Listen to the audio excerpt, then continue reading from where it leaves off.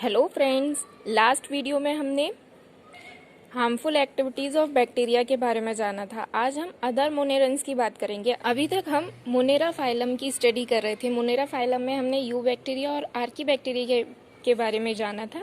अब इन्हीं के अदर मेंबर्स मोनेरा फाइलम में जो अदर मेंबर्स इंक्लूड होते हैं उनके बारे में थोड़ा थोड़ा ब्रीफ स्टडी करते हैं। ठीक है, तो देखते हैं। So let's start. सबसे पहले बात करते हैं मोनेरा फाइलम में आने वाले माइकोप्लाज्मा की।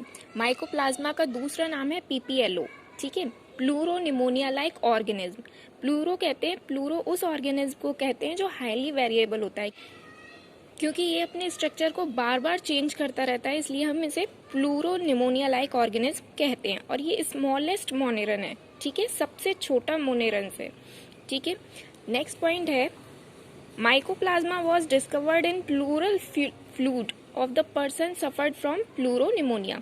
और ये माइकोप्लाज्मा कहाँ से डिस्कवर किया गया था? ये डिस्कवर किया गया था प्लूरल फ्लूइड से।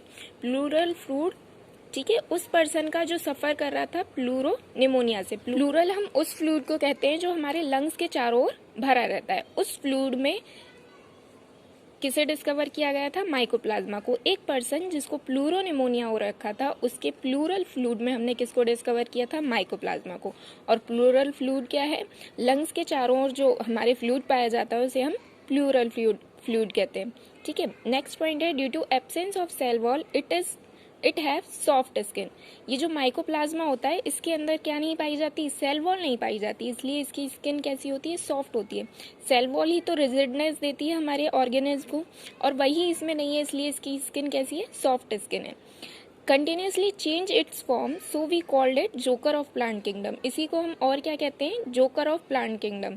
क्यों कहते हैं? क्योंकि ये लगातार अपनी फॉर्म जो है, जिस फॉर्म में होता है वो लगातार चेंज करता रहता है, इसीलिए हम क्या कहते हैं? इसे जोकर ऑफ प्लांट किंगडम।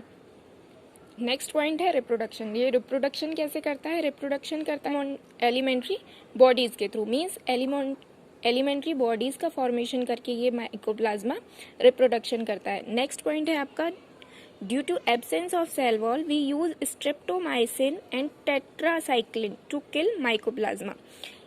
क्योंकि इसके अंदर सेल वॉल नहीं है, इसलिए हम कोई भी नॉर्मल एंटीबायोटिक यूज़ नहीं कर सकते इसको किल करने के लिए।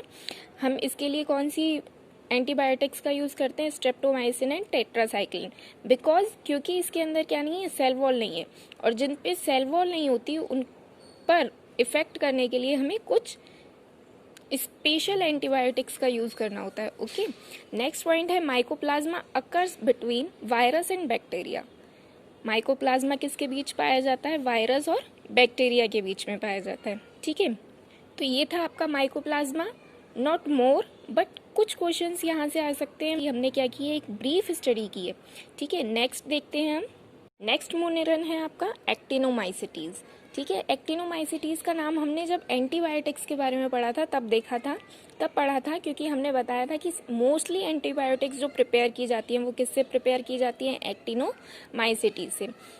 इसका फर्स्ट पॉइंट है ऑल्सो नोन एज माइसीलियल और रे फंजाई और फिलामेंटस बैक्टीरिया।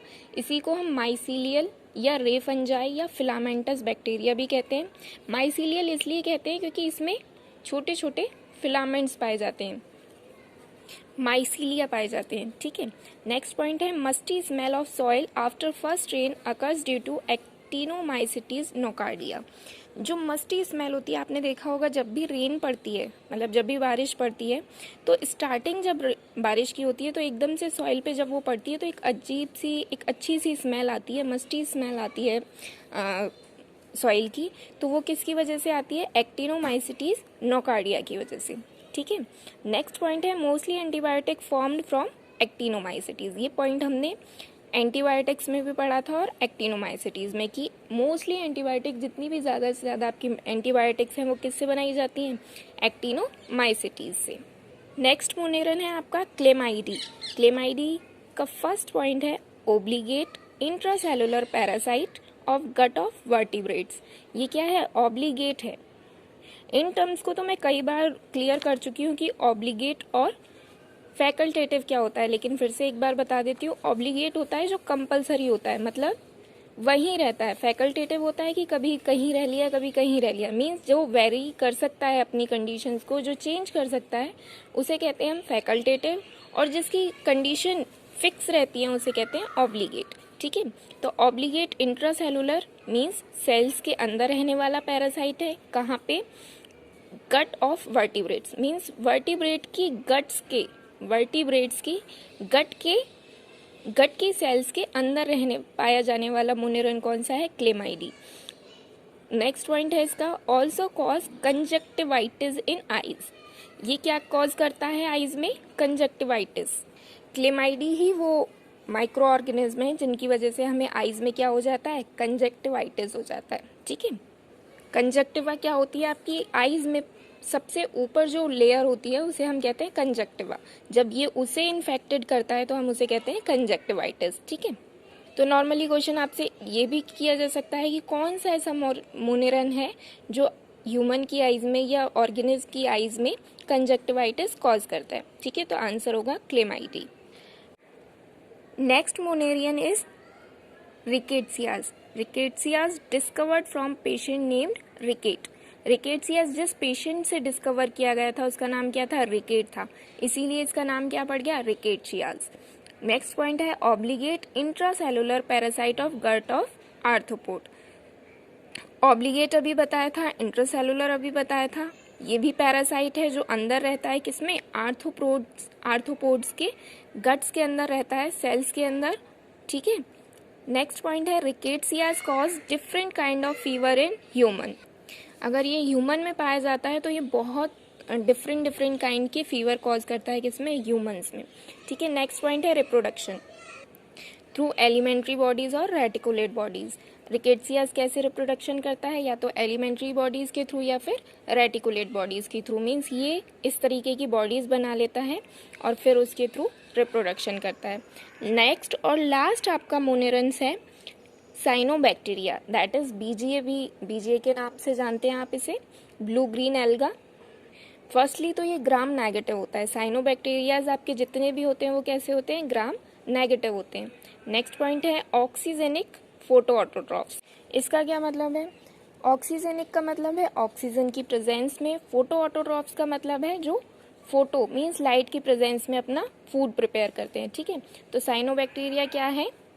साइनोबैक्टीरिया वो ऑर्गेनिज्म है जो ऑक्सीजन की प्रेजेंस में और लाइट की प्रेजेंस में अपना फूड प्रिपेयर करते हैं। नेक्स्ट पॉइंट है BGA grow on soil in rainy season and made it slippery.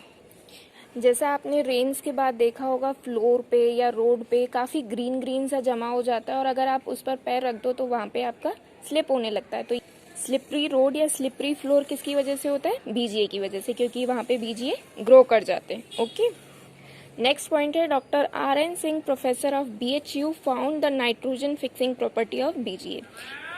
Doctor R N. Singh जो कि कहाँ के? BHU के प्रोफेसर थे, उन्होंने बीजीए की नाइट्रोजन फिक्सिंग प्रॉपर्टी का पता लगाया था कि बीजीए जो है आपकी नाइट्रोजन फिक्स भी कर सकते हैं प्लांट्स में। ठीक है, नेक्स्ट पॉइंट है बीजीए प्लस फंजाई।